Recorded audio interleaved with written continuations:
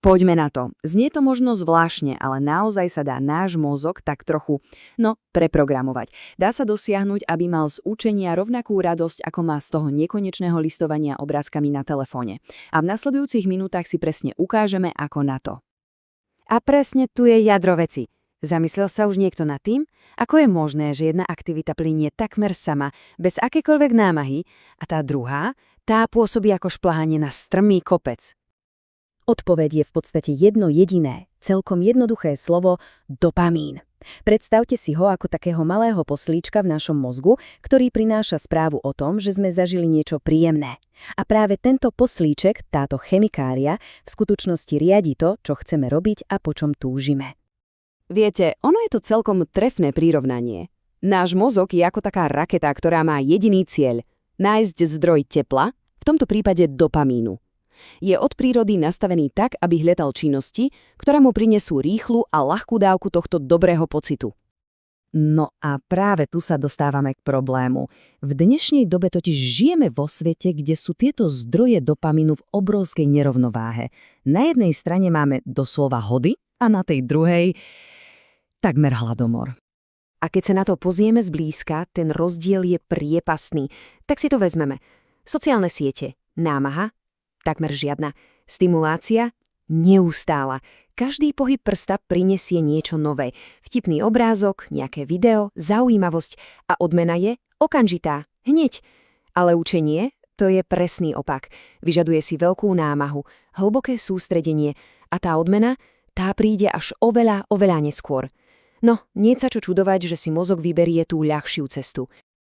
Ale čo s tým? Znamená to, že sme stratení? Našťastie nie. Existuje riešenie. Je to vlastne praktický dvojkrokový postup, ktorým sa dá tento systém odmenovania v mozgu doslova preprogramovať. A toto je naša cesta. Sú to dva hlavné kroky. Najprv musíme, tak povediac, stíšiť ten okolitý hluk, znížiť celkovú úroveň stimulácie, aby sa náš mozog stal opäť citlivejším na tie jemnejšie, tichšie odmeny. A potom v druhom kroku musíme samotné učenie spraviť lákavejším a odmenujúcim.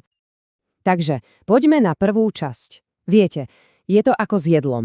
Ak chceme začať opäť cítiť chuť obyčajného jablka, musíme si najprv na chvíľu odvyknúť od presladených nápojov a koláčov. No a s našim mozgom je to úplne rovnaké. Táto predstava váh je veľmi výstižná. Ak je jedna miska neustále preťažená tými vysokostimulačnými aktivitami, videami, hrami, správami, tak tie jednoduchšie veci ako prechádzka alebo čítanie knihy sa na tej druhej miske zdajú byť úplne bezvýznamné, jednoducho už neprinášajú radosť ako kedysi. A nemusí to byť hneď nič extrémne. Vôbec nie. Stačí začať malými krokmi každý deň. Napríklad 15 minút. Len tak si sadnúť a byť so svojimi myšlienkami. Bez telefónu, bez hudby. Alebo sa ísť prejsť von. Len tak, bez slúchadiel. Cieľom je dať mozgu priestor, aby sa upokojil. Aby znížil svoju potrebu byť neustále bombardovaný nejakými podnetmi. A treba povedať na rovinu, zo začiatku to bude pravdepodobne veľmi ťažké, doslova mučivé. Mozog bude kričať a dožadovať sa svojej dávky stimulácie. Ale práve tento nepríjemný pocit je znakom, že sa niečo deje. Je to ako taký malý abstinenčný príznak, ktorý nám hovorí, že sa systém začína vracať do normálu. Dobre, znížiť tú základnú hladinu dopamínu je však len polovica úspechu. Teraz sa pozrime na tú druhú, rovnako dôležitú časť. Ako zatraktívniť samotné učenie. Tu je kľúčová zmena v našom myslení, v našom postoji. Namiesto toho, aby sme sa na učenie pozerali ako na nejakú nepríjemnú povinnosť, skúsme ho vnímať ako objavovanie, ako dobrodružstvo.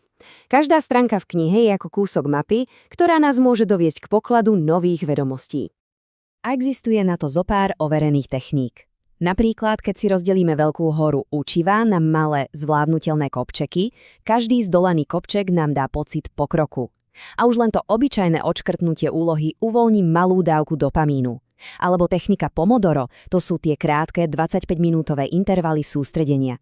Mozog má rád jasne stanovené výzvy a viditeľný koniec. No a vysvetľovanie nahlas alebo písanie poznámok rukou, to zapája viac zmyslov a robí celý proces aktívnejším a zaujímavejším. A toto je mimoriadne silná vec. Ak sa učíme niečo abstraktné, skúsme nájsť spojenie s našim vlastným životom. Učíme sa ekonómiu. Zamyslíme sa, ako to ovplyvňuje ceny v obchode, kam chodíme nakupovať. Učíme sa biológiu. Prepojme si to s tým, ako funguje naše telo, keď ideme športovať. Zrazu sa z nudných faktov stane niečo osobné a dôležité. Tak dobre, zhrňme si to teda do niekoľkých jednoduchých krokov, ktoré sa dajú urobiť prakticky okamžite. Ako začať s touto premenou hneď teraz, bez dlhého odkladania? Naozaj stačí začať v malom, dnes. Len 15 minút bez akejkoľvek vonkajšej stimulácie. A zajtra si skúsme dať 2 alebo 3 25-minútové bloky sústredeného učenia. To je celé. Žiadny obrovský desivý záväzok, len taký malý experiment so sebou samým. A za ako dlho sa dostavia výsledky? No, pri dôslednom opakovaní týchto malých krokov je možné cítiť citeľnú zmenu už do 2 týždňov. Náš mozog je prekvapivo prispôsobivý. A na záver jedna veľmi dôležitá myšlienka. Problém často nie je v nedostatku vôle alebo inteligencie. Problém je v tom, že moderné technológie sú navrhnuté tak, aby dokonale zneužívali náš prestarý systém odmeňovania. Ale v momente, keď pochopíme, ako tento systém funguje, môžeme prevziať kontrolu späť do vlastných rúk. A to je veľmi oslobodzujúci pocit.